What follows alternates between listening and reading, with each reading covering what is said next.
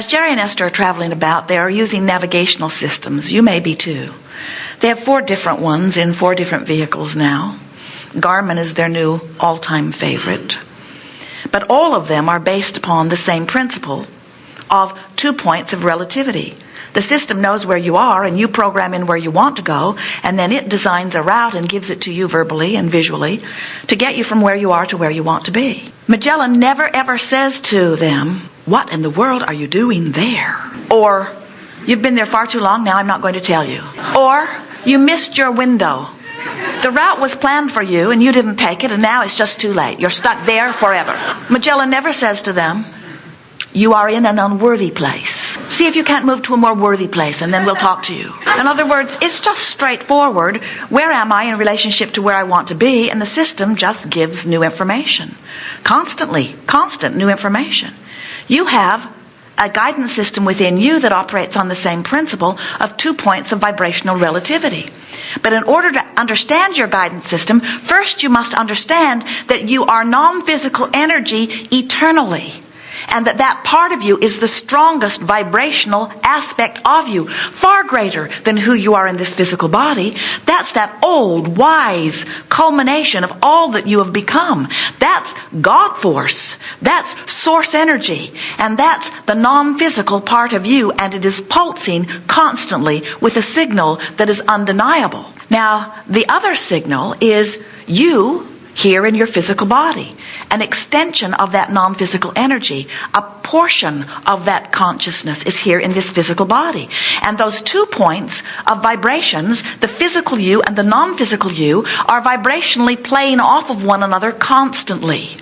When you find a thought or speak a word that is a vibrational match to who you really are, you are really going with the flow, and you can feel the flow. It feels like love. It feels like appreciation. It feels like joy. It feels like alignment with that which is source, and it is.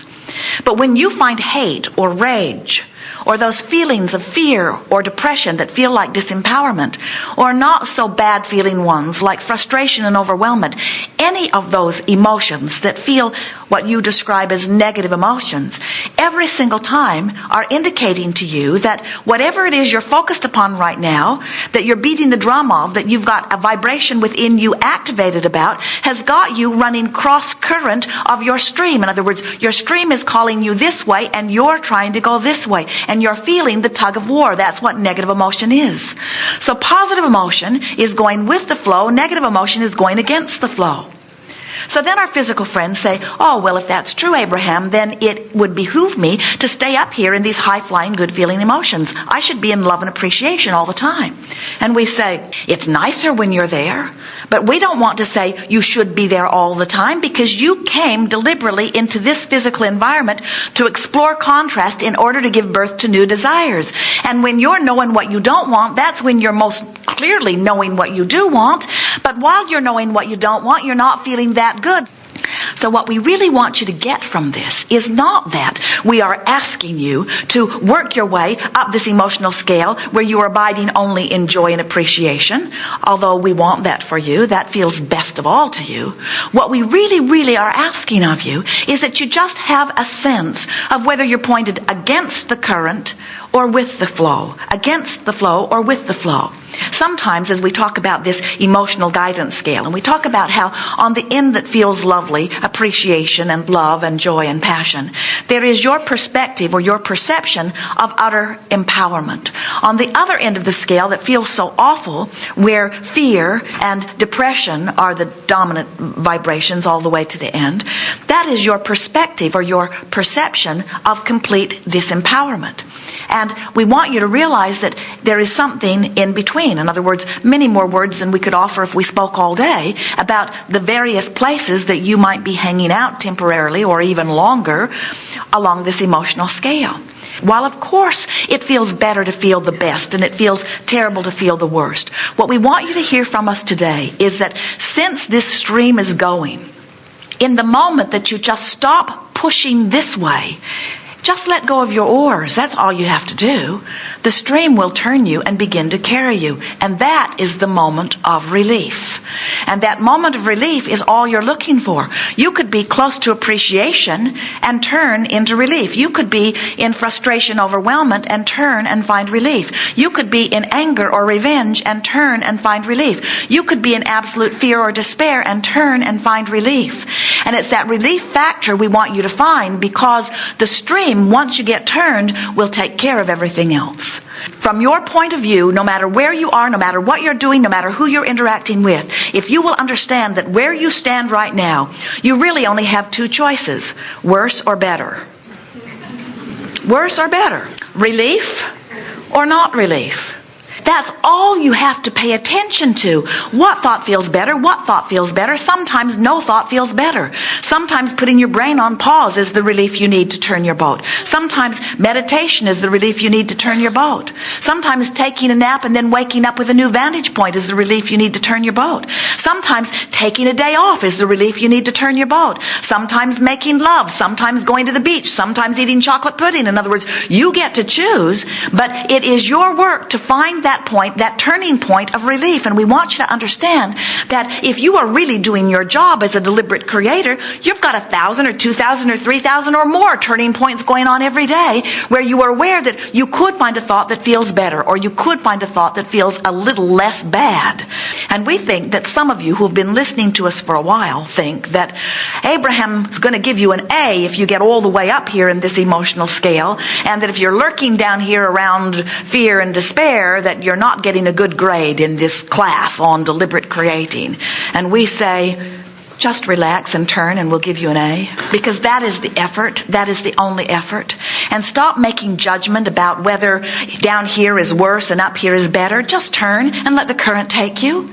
As Jerry and Esther are leaving Phoenix on their way to San Diego, most of the 400-mile journey, they're not in San Diego. They're failing almost all the way there. They don't get 20 miles out and argue with each other whose fault it is that they're not there yet, and lose their perspective and turn around and go back to Phoenix. Phoenix, Yuma, Phoenix, Yuma, Phoenix, Yuma, Phoenix, Yuma, and then pronounce that it's impossible to get there. It's an impossible dream. It's incurable, because they understand that it's just a matter of pointing in the right direction. And that's really what your guidance system is telling you. Which is the direction of the flow. That's all. Because that's all your guidance system has to tell you. Which is the direction of the flow. The flow will take care of everything else. Do you know that? To know that, you have to know who you are. You have to know how good you are. You have to know that you are source energy. You have to know that you came into this experience for the express purpose of coming to new conclusions and getting the flow going so that you could go with the flow. You said, I'll go be physical so that I can make a flow to go with. I am the creator of my reality. I am the creator of my flow. And do you know that you can't live anything without adding to that vibrational escrow?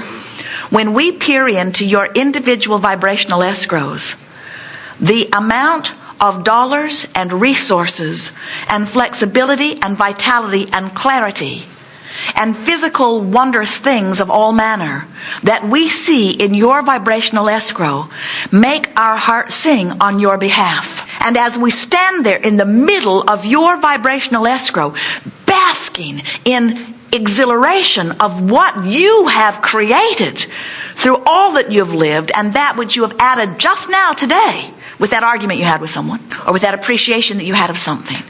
As we behold your vibrational escrow, we be it so completely. We offer a vibration of it so totally that if you will listen, you will hear the call of Source calling you to that which you have created. Do you get that? And do you know what's happened to you?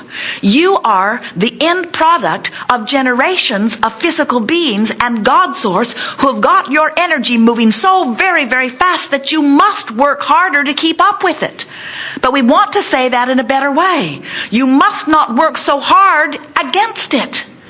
You must go with the flow. You can't not go with the flow. You cannot not keep up with who you are and feel good. You must keep up with who you are. So when your life causes you to ask for something more, all of the resources of the universe are queued up to help you get it. Friends, you got to go in the direction of it or you don't feel so good. And do you know, here it is, the biggest piece of information that we've ever given to anyone, and you are the first to hear it in this way. Oh, never mind. You are the one who creates your flow, and you are the one that does not go with it. And not one other person in your life has anything to do with that. It's you versus you. Period. So when something isn't going well and you say it's your fault or it's your fault or it's your fault or it's this condition or it's this condition or this is this condition, we say you may very well be using those conditions as your reason to point upstream. And because you've got yourself pointed upstream, we know your stream that you created, your self-created stream, is beating up on you pretty good. It's giving you cancer, or it's giving you a car wreck, or it's giving you something that you do not want. But it's all self-inflicted because you're the one that created the stream and you're the one that's bucking the stream. You get this? All you. All worthy, beautiful, eternally evolving, creative genius you. So we understand why you get pretty irritated when things aren't going well, because at such deep levels of your being, you know it's supposed to. You know who you are at such deep levels of your being. And when you temporarily forget and you find some silly thing to fuss and worry about, and you don't let the stream carry you, then you have a sort of rough ride. And then you want to blame it on the thing you're fussing about. The one who wronged you. The one who misled you. The one who lied to you. The one who dropped the bombs on the people you care about. The ones who blew up the something that you cared about. In other words, there are plenty of things to point at in terms of conditions to say, that condition makes me feel bad, and that condition makes me feel bad, and that condition makes me feel bad, and that condition makes me feel bad, and that condition makes me feel bad, and that condition makes me feel bad, and that condition makes me feel bad. And that condition makes me feel bad, and that condition makes me feel bad, and that condition makes me feel bad, and that condition, we're just going down the list, that condition makes me feel bad. We've only done the first row, and that condition makes me feel bad. But pretty soon, are you hearing a theme? Feel bad, feel bad, feel bad, against the flow, against the flow, against the flow, against the flow, against the flow, against the flow, against the flow. So why not stop your subscription to CNN just for a while? Throw the newspaper in the bushes and let the sprinklers get it before you do. In other words, you notice how much the universe is trying to help you out? And as you begin to withdraw your attention from this that makes me feel bad, and this that makes me feel bad, and this that makes me feel bad, in the withdrawing of your attention from those things, your boat begins to turn and the current begins to take you, and then you begin to notice so many of the things that you have filled your vibrational escrow full of. We want you to get a sense of your individual vibrational escrow, but we also want you to get a sense of the vibrational escrow that you are contributing as individuals that is becoming the mass consciousness collective vibrational escrow. Do you realize what's going on in terms of the future generations? As you're living life and you're asking for improvements in this and this and this and this and this, future generations are being born in that vibration. How can that be? Think about that. So you are non-physical energy. You are born into this physical body. In this physical body, you know what you don't want, so you know what you do want, so you ask for it. You contribute it to vibrational escrow. And the non-physical part of you goes immediately there and becomes the vibrational essence of your new, improved, expanded asking. And it is from that vantage point that your babies are being born. You wonder why they're cable ready. You wonder why they are less willing to go with the flow upstream. You wonder why they are clearer and brighter and surer. You get to know these little buggers and you say, you're 4 years old and you're smarter than I am. And the reason is because they have all that you have lived and all that you have contributed to vibrational escrow as the basis from which they are born, you see. They are going with the flow. The day they hit the ground running, you were too, but you forgot how, and now we want to teach you how again. In other words, every process that we offer, and they are endless, have you noticed? Are all pointed toward you releasing your resistance and allowing yourself to receive the benefit of what your life has caused you to create. So when we say to go with that flow willingly, you must trust that flow. And we say, do you? Do you get it that you are source energy in a physical body? And do you get it that your selfish nature, all of you, is only asking for improvement? And when everyone is asking for improvement and the thing that everyone is asking for is what's going on in vibrational escrow, can't you see that everything that you all want is downstream and that source is taking you to it?